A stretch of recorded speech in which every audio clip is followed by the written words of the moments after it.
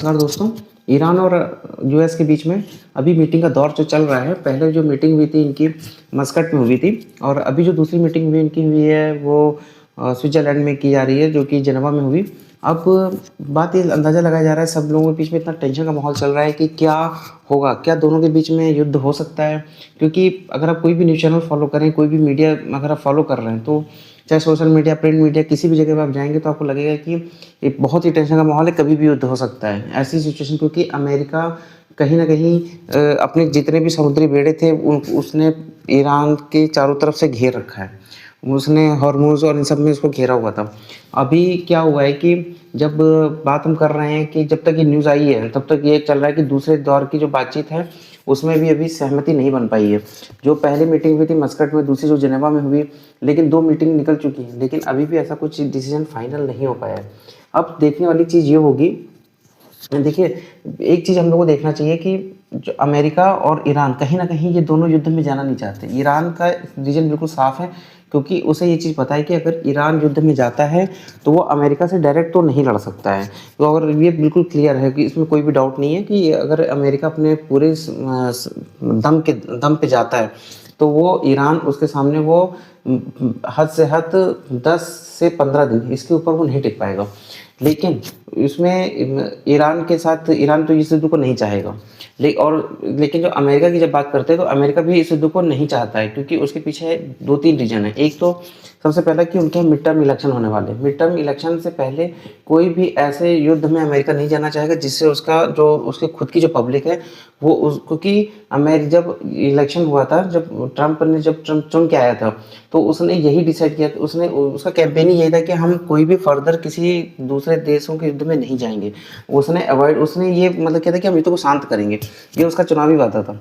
तो दूसरा चीज़ था कि अगर वो उसके डोमेस्टिक इतने ज़्यादा इशूज़ हैं, क्योंकि बेरोजगारी है, और इसीलिए उसने नारा भी दिया था, मेक अमेरिका ग्रेट अगेन।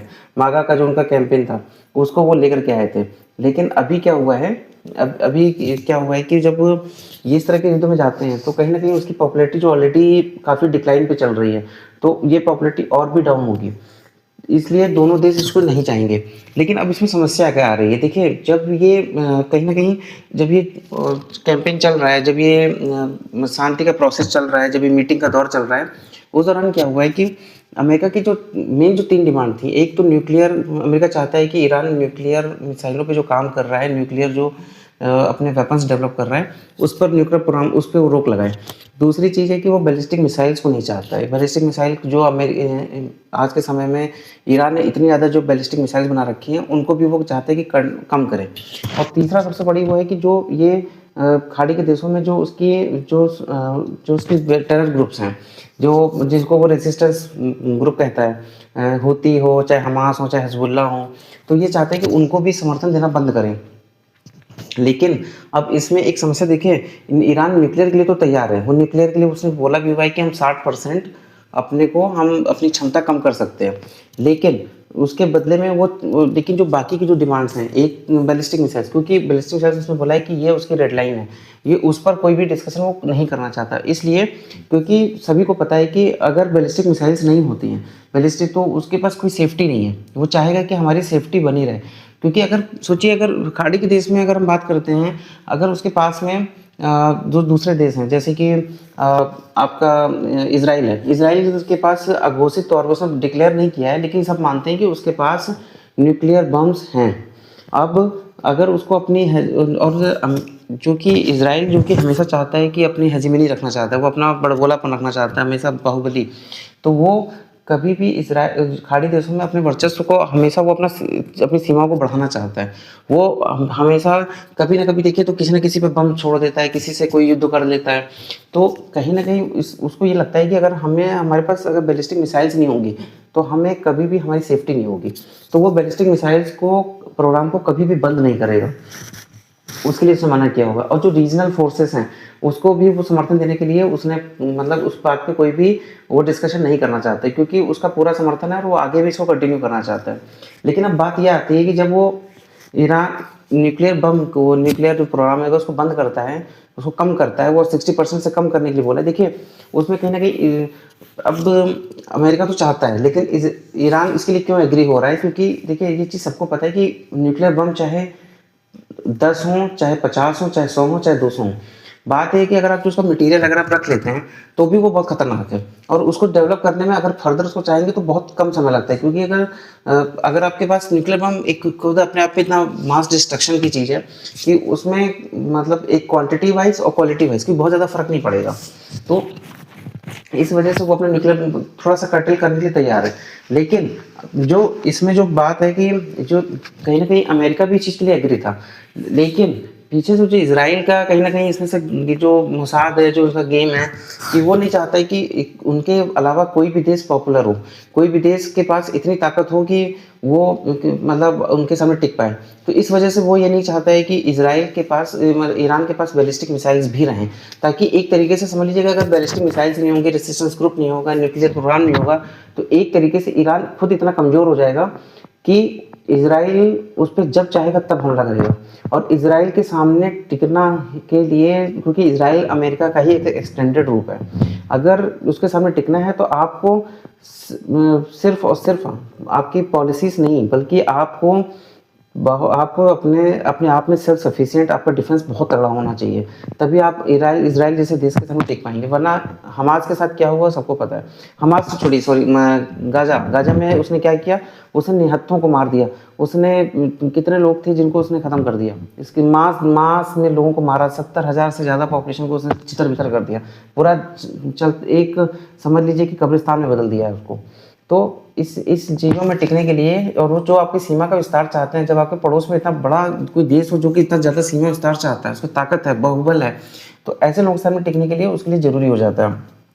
अब बात है कि जब न्यूक्लियर प्रोग्राम वो कर्टल करने के लिए तैयार है, तो वो अमेरिका से क्या चाहेगा, इसके बदले में वो भी चाहेगा। देखिए कूटनीति यही होती है कि जब आप एक स्टेप में कॉम्प्रोमाइज़ करते हैं तो आप उसके बदले में कुछ ना कुछ फेवर चाहते हैं। अमेरिका उसने एक तरीके से वो चाहता है कि अगर न्यूक्लियर करने को कम तैयार है अपने स्टॉक को, तो वो चाहेगा कि हमारे पास जो यूएस के सैंक्शंस लगे हुए हैं, जिसकी वजह से ना उसका तेल बिक पाता है, ना उसके में कोई टेक्नोलॉजी ले पाता है, ना कोई व्यापार कर पाता है, उसके सारे रिजर्व्स हैं, उसकी इकोनॉमी श्रिंक होती जा रही है।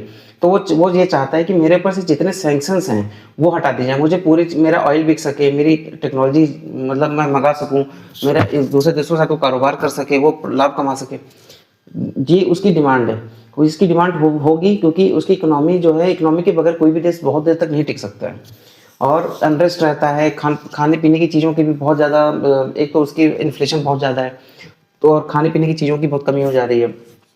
इसके बदले में वो डील को बेहतर करने के लिए अमेरिका हमेशा, जैसे ट्रम्प हमेशा कह रहे हैं कि मुझे कोई जब डील दीजिए, कोई अच्छी डील दीजिए, ताकि मैं मतलब नहीं तो मैं युद्ध करने के लिए वो हमेशा अपने को तैयार दिखा रहे हैं।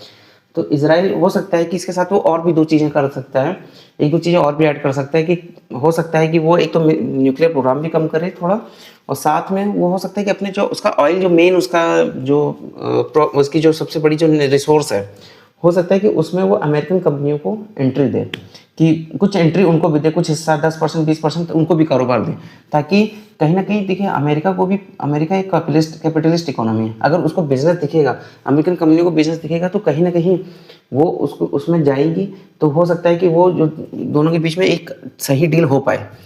इसके अलावा एक चीज़ और भी है कि देखिए जब किसी भी देश में जब आपकी कंपनियों का, जब आपके देश का, जब उसमें कैपिटल लगा होता है, कुछ इन्वेस्टमेंट लगा होता है, तब आप उसको देश में आप हमला करने से पहले, उसको अनरेस्ट में लाने से पहले आप कई बार सोचते हैं। तो इससे कई बार क्या होता है कि कहीं ना कहीं कहते हैं ना कि वेस्टेड इंटरेस्ट होते हैं एक दूसरे में।